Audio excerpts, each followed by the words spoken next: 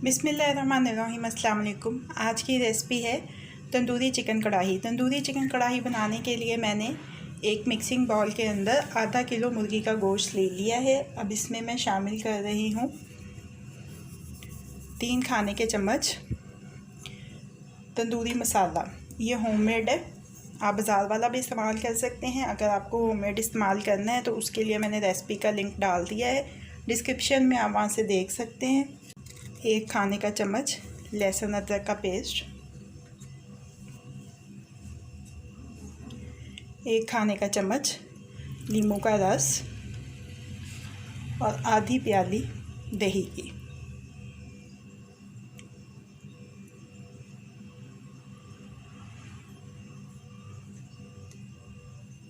बस मैरिनेशन में यही आ जाएंगे। अब इसको मिक्स कर लेंगे अच्छी तरह से।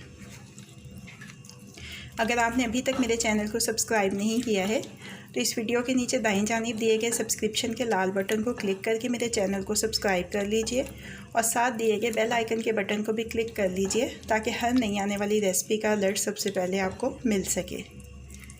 अच्छी तरह से मिक्स कर लेंगे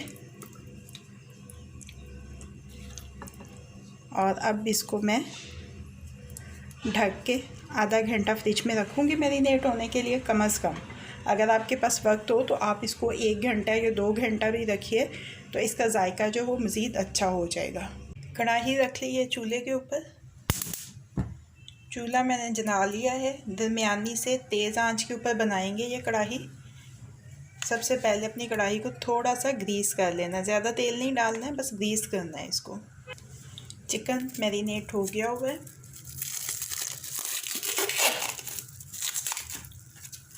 इसके ऊपर से रैप और उतार लेते हैं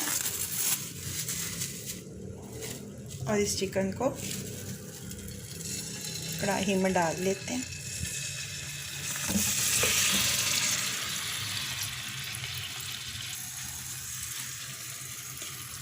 किसी स्पैचुला की मदद से सारा जो मैरिनेड है वो इसमें से निकाल लेंगे। तकरीबन 8 से 10 मिनट हमने इस चिकन को तेज़ आंच के ऊपर पकाना है।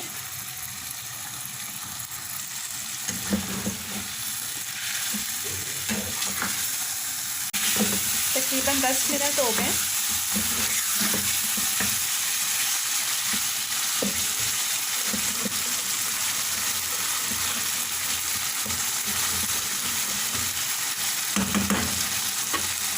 अब मैं आंच को थोड़ा सा धीमा कर रही हूँ।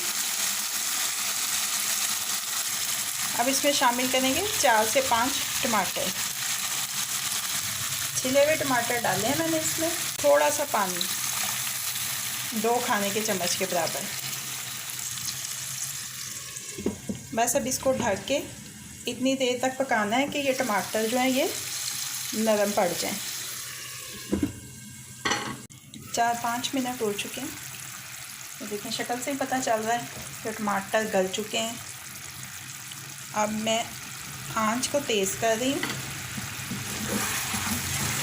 और अच्छी तरह से हिलाते हुए इसको पकाना है और साथ साथ ये टमाटर इसके अंदर मैश करने हैं।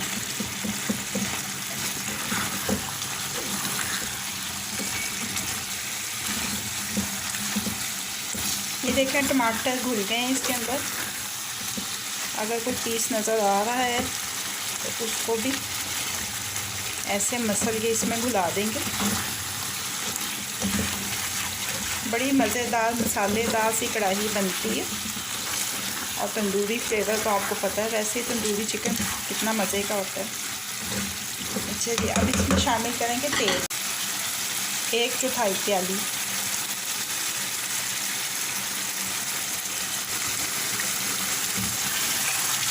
दो 3 मिनट अच्छी तरह से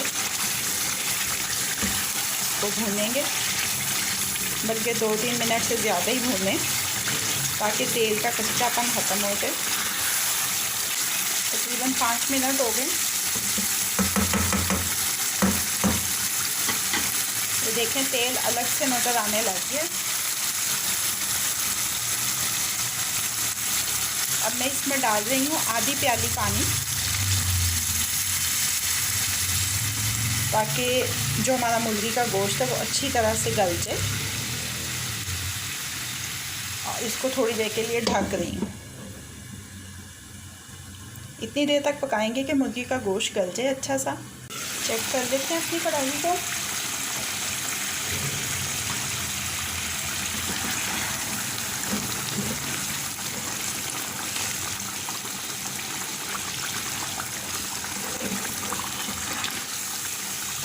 یہ دیکھیں بوٹیوں کے پیس ٹوٹ رہے ہیں. اس کا مطلب ہے کہ مرغی ہماری مکمل طور پہ گل چکی ہے.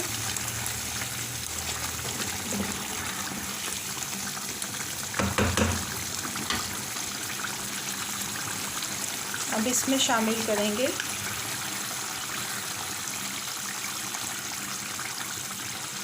آدھا چائے کا چمچ گرم مسالہ پاؤڈر کا.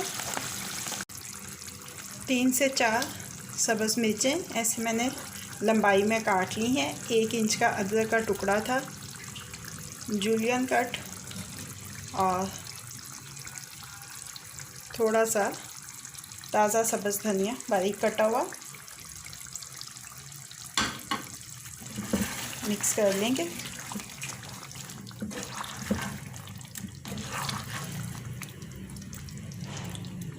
درمیان میں تھوڑی سی جگہ بنا رہی ہوں. چولہے کو میں بند کر رہی ہوں. درمیان میں نے رکھا ہے ایک فوائل پیپر کا ٹکڑا. اس کے اوپر میں رکھ رہی ہوں ایک دہکتا ہوا کوئلہ،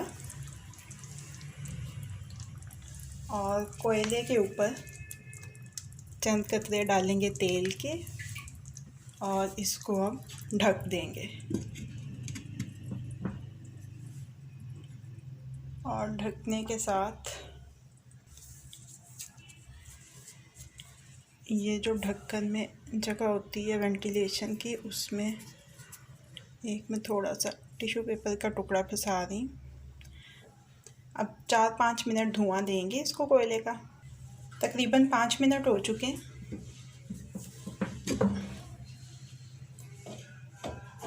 اب اس میں سے یہ کوئلہ نکالنا ہے ہمیں. ہم اس میں سے ریموو کر لیں گے. اور اب اپنی تندوری چکن کڑاہی کو ڈش آؤٹ کر لیتے ہیں. میں نے سرونگ کے لیے چھوٹی کڑاہی لی ہے. آپ چاہیں تو اسی کڑاہی میں بھی سرو کر سکتے ہیں، آپ کی مرضی ہے جیسے چاہیں. کوئلے کے دھوئیں کی وجہ سے اور تندوری مسالے کی وجہ سے اس وقت بڑی ہی زبردست خوشبو آ رہی ہے اس میں سے، اور ذائقہ بھی بڑا مزے کا ہوتا ہے. نان کے ساتھ یا تندوری روٹی کے ساتھ یہ کڑاہی بہت مزے کی لگتی ہے.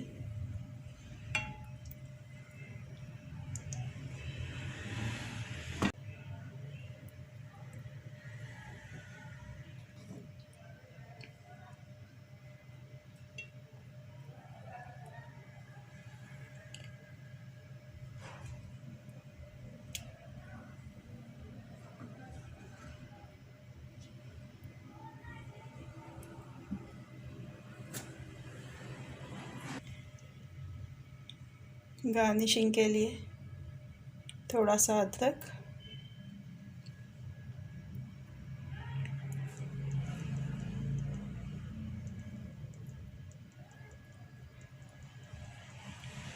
لمبائی رخ کٹی ہوئی سبز مرچ،